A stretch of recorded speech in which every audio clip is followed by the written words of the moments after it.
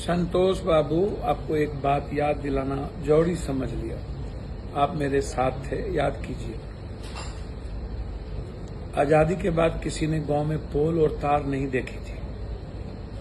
एक दिन में मुझ पर 32 केस हुए थे। लगभग सभी फैक्ट्रियों के पोल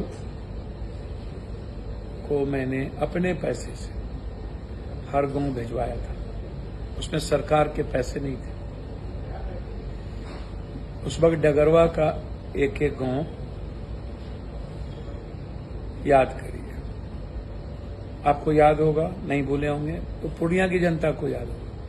वो केस नंबर भी याद दिला देंगे आपको, कितने केसेस हुए थे।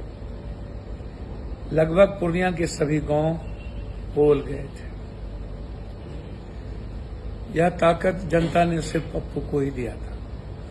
एक बात और याद दिलाना चाहेंगे कि आजादी के बाद गांव में कहीं दूर दूर तक कोई पुल नहीं थी, ईटा सोली नहीं था। पीच की बात छोड़ दीजिए, जितने लोहा का पुल बना था वो सारे लोहा का पुल एक बेटे और सेवक के द्वारा बनवाया गया था। याद है कि भूल गए? लगभग सभी पुल हैं,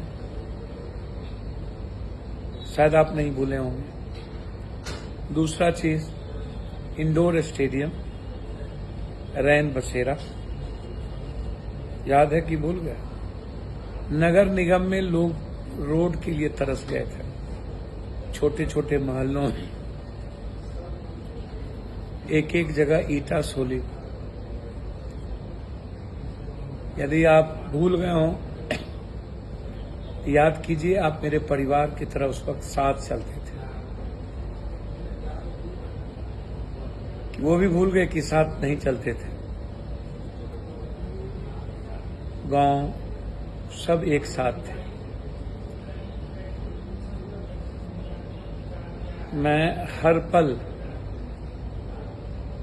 जब आप जनप्रतिनिधि बन रहे थे, मैं हमेशा एक परिवार की तरह भूमिका निभाई, दायित्व को निभाया। संतोष बाबू, दुर्भाग्य से इस देश में 3-3 बार अवार्ड, सबसे ज्यादा डिबेट और क्वेश्चन में हमें ही मिला।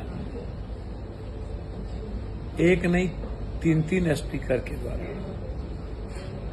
आज भी इस देश की प्रखर आवाज पूर्णिया के सेवक ही है। बस मैं इतना आग्रह करूंगा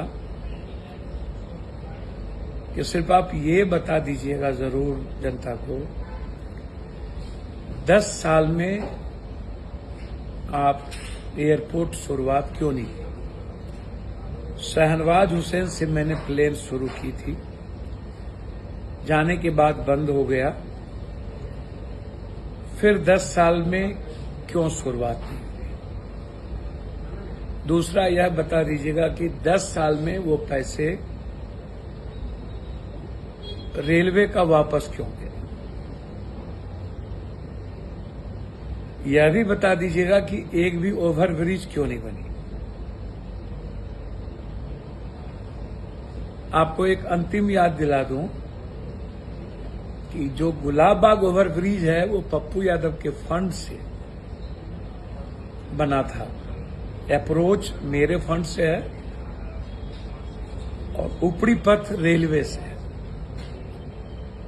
वह ओवरब्रिज भी पप्पू यादव की देन है, जो जीवन रेखा था, लाइफ लाइन था। बहुत कुछ है, बस मैं इतना जानता हूं,